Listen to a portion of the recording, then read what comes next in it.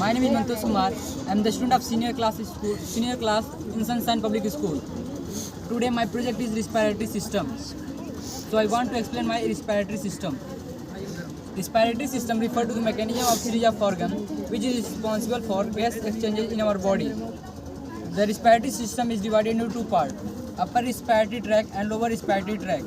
But I made my respiratory system about lower respiratory tract. Upper respiratory tract, nasal cavity. The process of respiration begin with the nasal cavity. When we inhale air, to flow enter the nostril and enter the nasal cavity. It warm and humidify the inhaled air. Pharynx. Pharynx is called the throat. Larynx. Its basic function is to keep food and drink outside of airways. Larynx has an additional feature of producing of sound. That's why larynx is called voice box. Lower respiratory tract, which I had made. The first is trachea.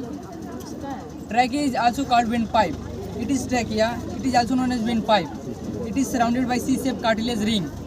Trachea's main function is to transfer the air to the next junction called bronchi. It is bronchi. The bronchi is divided into two parts, right mainstream bronchus and left mainstream bronchus.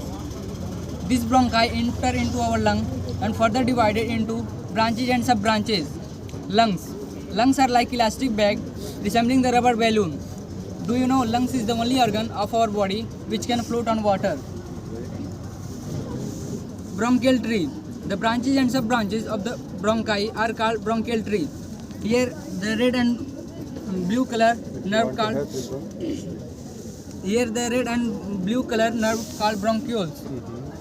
Bronchioles, at the end of bronchioles, large number of alveoli is present.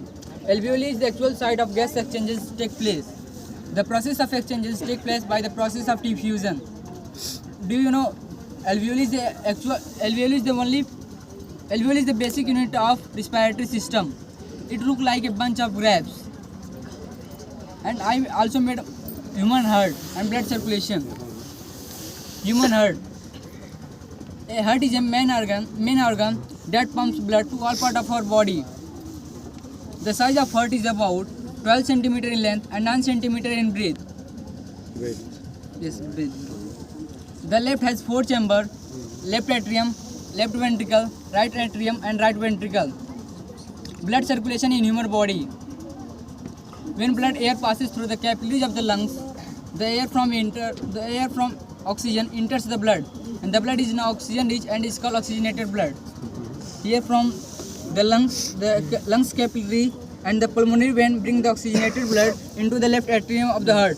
When the left atrium contracts, it pushes the oxygenated blood into the left ventricle. When the left ventricle contracts, it pushes the oxygenated blood into the lungs capillaries. Main artery. Into the main artery called aorta. The aorta branches has many arteries which supply oxygenated blood to all parts of our body except lungs.